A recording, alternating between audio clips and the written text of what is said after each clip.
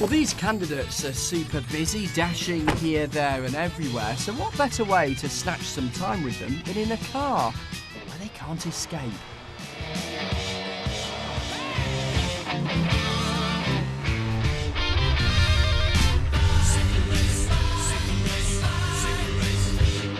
So it turns out there's no one in the car today other than me, because... It's quite lonely bringing this car, man. Hi, Chris, how you doing? Are you well? Yes, fine, thanks. Excellent. Just lock up the bike so we're all... Jeremy Corbyn twice agreed to sit in my passenger seat, but twice he pulled out. All the other candidates signed up to car share without quibbling, but Mr Corbyn refused, so I had to meet him for a cuppa instead. I cycle all the time.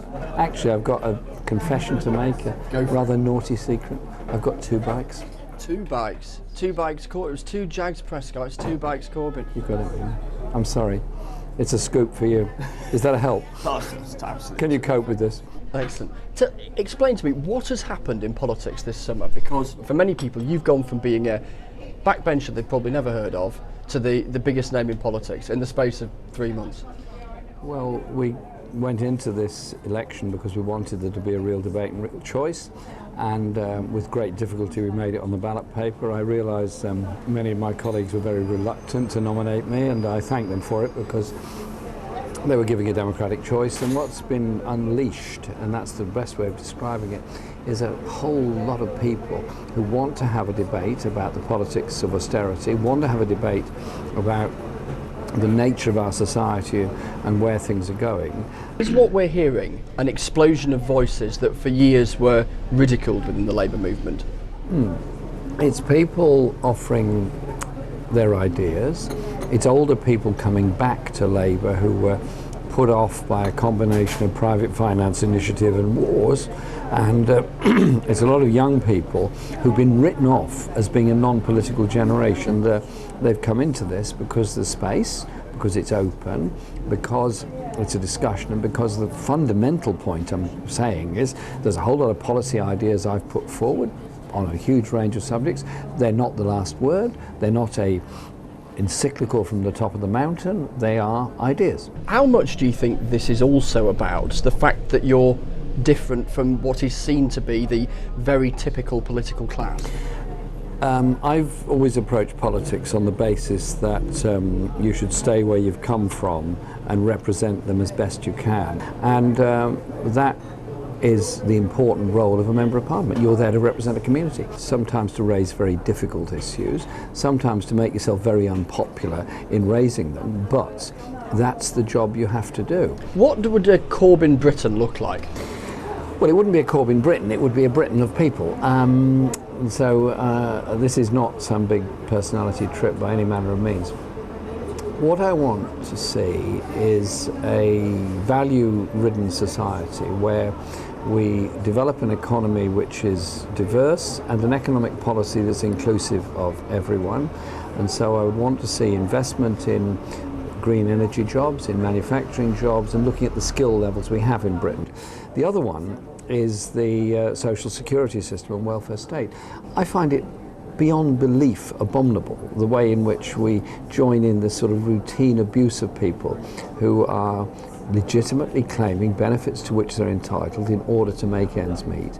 So whoever wins the leadership has quite a big mandate from outside, and we've got to democratise and open up our party. Does it mean there's going to be easy days ahead?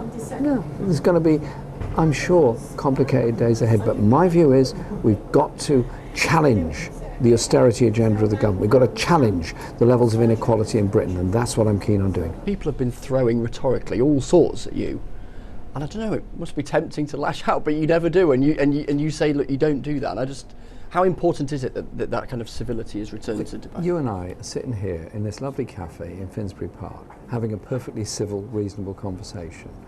I come in this cafe quite often and have the same civil conversation. People often say things to me around here with which I profoundly disagree. We have a chat about it, we agree or disagree, and we shake hands at the end of it. That's how people are in normal life.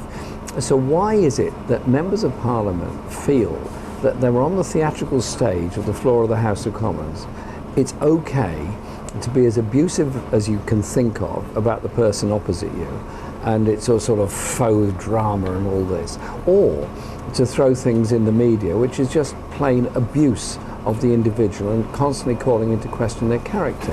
I don't do that because I was brought up to be polite. Are you ready for the scrutiny? And the scrutiny's already started, hasn't it, about the company you've kept, headlines about Hamas and Hezbollah. If you're a publicly elected representative, then scrutiny goes with it. Have I met people with whom I profoundly disagree? Yeah, many times. You probably have as well. We all have.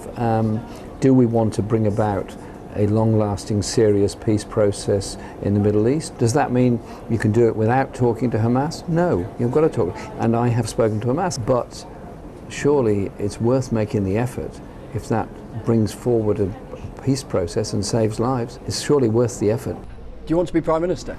Well, let's get to be the leader of the Labour Party first, and then we'll move on to the election campaign, and then things could happen. It could be very different and very interesting. But that sounds like a politician's answer to me. It is a politician's answer because there's 2 elections between now and then. But the answer is, of course, yes, that's why we're doing this process. Yes, because I don't do it for some personal trip, because as you've probably observed in my life, I haven't actually sought a lot of things. I've done a lot of things, and I've made my views known on lots of things, but I try to make them known in a respectful and decent way and try to understand where other people are coming from. That surely is how you get things done. You can sometimes get an awful lot done by a bit of kindness and a bit of politeness. What do you say to the busloads of Labour types who say a Jeremy Corbyn leadership equals oblivion for the Labour Party? Well, if they're saying that, I ask them to consider all the policy documents we've put forward, and we've prepared a very large number. All of them are ideas, all of them are suggestions, none of them are set in stone, they're all open to discussion and debate. Surely that is a good thing. Thank you, Mr. Corbyn. Really appreciate it. Thank you. That's You're very terrific. welcome.